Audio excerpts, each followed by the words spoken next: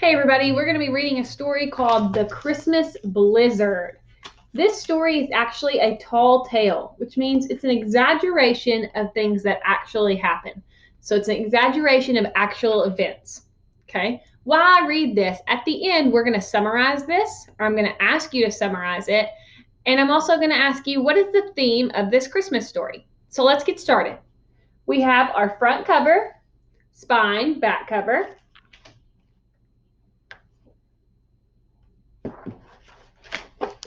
We, of course, have our title page. Title page is like the reader got amnesia, forgot everything on the front cover. So our title is The Christmas Blizzard.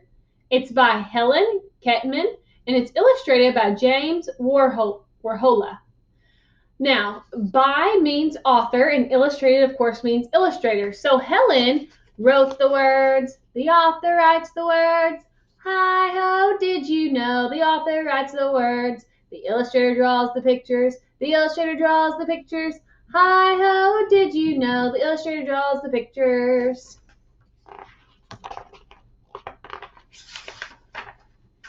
Here's our dedication page.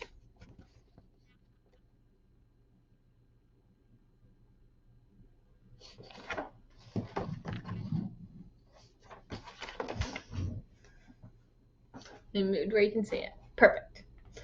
Little Sissy McNabb ran up to Maynard Jenkins when he came into the McNabb General Store. Mr. Jenkins, Mr. Jenkins, she cried. The weatherman says we're going to get a blizzard tonight. Humph, said the old man. That whippersnapper of a weatherman wouldn't know a blizzard if it tipped its hat and introduced itself. The blizzard of 22. Now that was a blizzard to remember. How much did it snow? Sissy asked. The old man settled on a chair and warmed his hands over the stove. Don't be so all fired, anxious girl, he replied. Learning history takes time.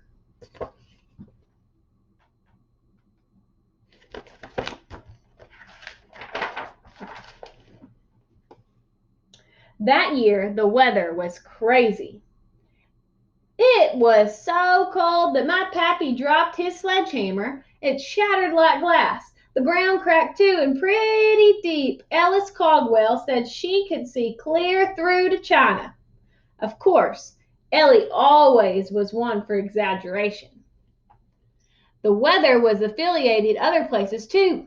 Up north, why, it was as warm as Grandma's gravy. Palm trees were sprouting right and left. It was so hot Santas elves weren't in the mood to make toys. So this story is being told from that older man. Okay, it's being told from Mr. Jenkins, this guy right here. And you know how it is whenever older people are telling stories. And this is the blizzard of 22s. That's almost 100 years ago. You can imagine how much he remembers and how much he's exaggerating. So that is why this is a tall tale. So Santa packed up and moved his whole workshop, elves, reindeer, and all.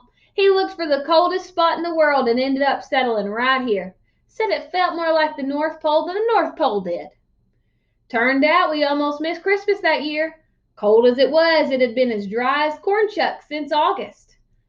It had, as cold as it was, it had been as dry as corn shucks since August. What is that? You're right, it's a simile. Not a cloud in the sky for months. No rain, no sleet, no snow, not a flake.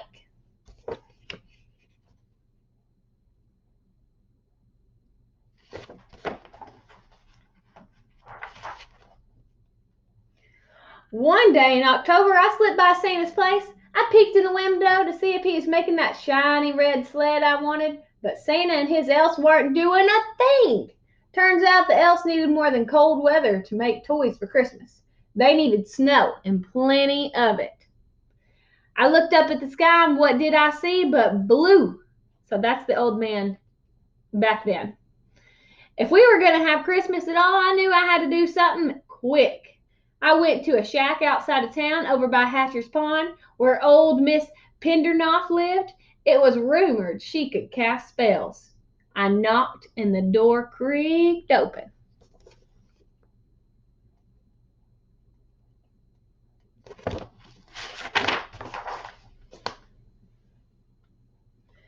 Mrs. Pitternoff seemed old enough to be Santa's granny.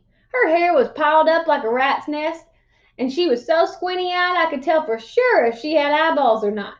She looked awful scary. "What is it, boy?" she croaked. I gathered my courage and told her why we needed snow. Mrs. Pendernoff agreed to help. She put bottles of dried herbs over the shelves and stirred them together in a bowl. She lit a match and the herbs flared up, then fizzled and smoked. Mrs. Pendernoff smiled a snaggly toothed grin. "There's gonna be a wind," she said. "A strong, strong wind. That's all you need, boy. Nature'll do the rest."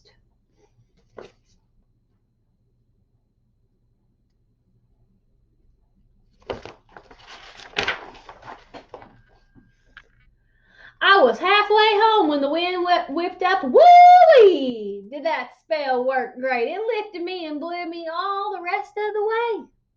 That night the wind howled and whistled, got stronger by the hour. By morning frozen trees had been shattered into firewood and blown into stacks.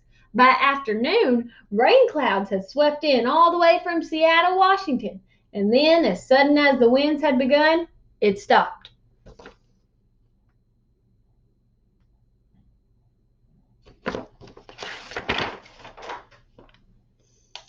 Those Seattle clouds were bursting with moisture.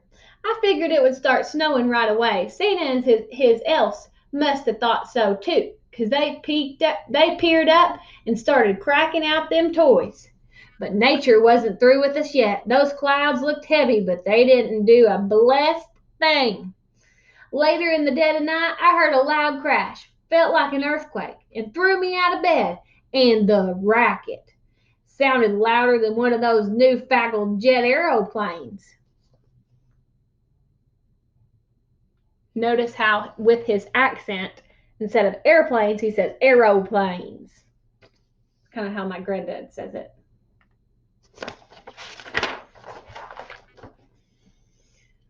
Come to find out, those clouds had froze solid, crashed right to the ground. One of them even squashed the roof of Jed McDonald's barn. It exploded, scattering cows as far as 4 miles, and some up in trees to boot. Jed sure had a hard time collecting those cows. You should have seen this town, girl. Dark, lumpy, frozen clouds were lying all over the ground, and they were as slippery as a weasel in a grease pit, too. He's got lots of good similes. It was so slippery, Santa's reindeer wouldn't be able to get off the ground to deliver toys. I had work to do.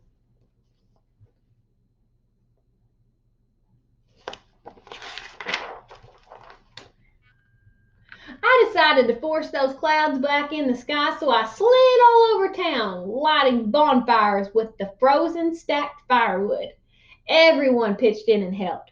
Wasn't long before those clouds started thawing out, and when they did, they rose back up in the sky where they belonged. We kept the fires going round the clock till it finally got warm enough to snow.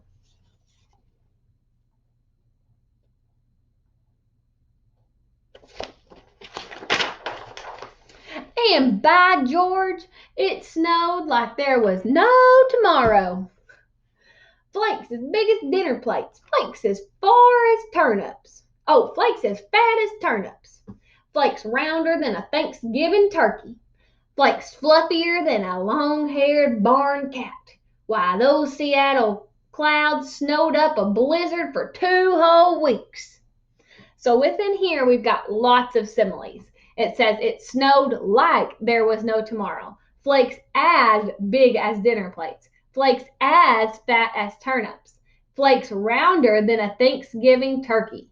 Flakes fluffier than a long-haired barn cat. So the last two are metaphors, and the first three are similes. And then he ends it with a hyperbole. Why, those Seattle clouds snowed up a blizzard for 2 whole weeks. And we know that this whole thing pretty much is a hyperbole, because a hyperbole is an extreme exaggeration. So I think it's safe to say that this old man is crazy. But the way he's telling this story is just cracking me up. By the time the storm had ended, the houses were all covered. The doors were snowed shut, so we climbed out the chimney and we started shoveling. We finished 2 days later, just in time to see the elves loading Santa's sleigh on Christmas Eve. Those elves must have worked overtime because I never did see so many toys.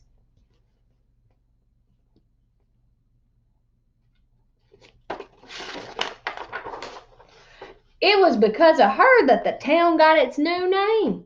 We had voted to change it from Waterville to Blizzard because of the storm. On Founders Day, Mayor Butterfrum was making the dedication speech when Mrs. Pendersnoff came barreling down Dead Man's Hill. She crashed through the fancy new sign, smashed the bee in the blizzard to smithereens. The mayor stayed cool as ice cream. Cool as ice cream. Another simile. Without blinking an eye, Mayor Butterfrum shouted, "Welcome to Lizard, Indiana!" And that's been the name ever since. Indiana is one of those states that touch Kentucky that we've been learning about. Indiana is where Holiday World is. Menard winked at Sissy. "I reckon you learned enough history for one day, girl. I'm going to go home to dust off my old sled and oil it up. If we get that pinch of snow your weatherman predicts, I might just test it out." Menard waved as he disappeared out the door. "See you tomorrow, Sissy, up on Dead Man's Hill."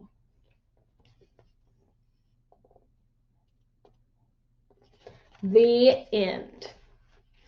Okay, so now we have to think, what would a theme of this story be? Now, I personally think that this book is really hard to find a theme of because, again, it's like one big exaggeration because it's a tall tale.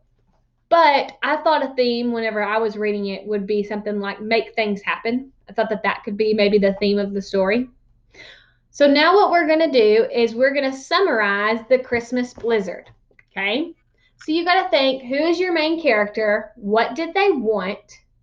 But remember, is your problem, and then so then. So somebody wanted, but so then.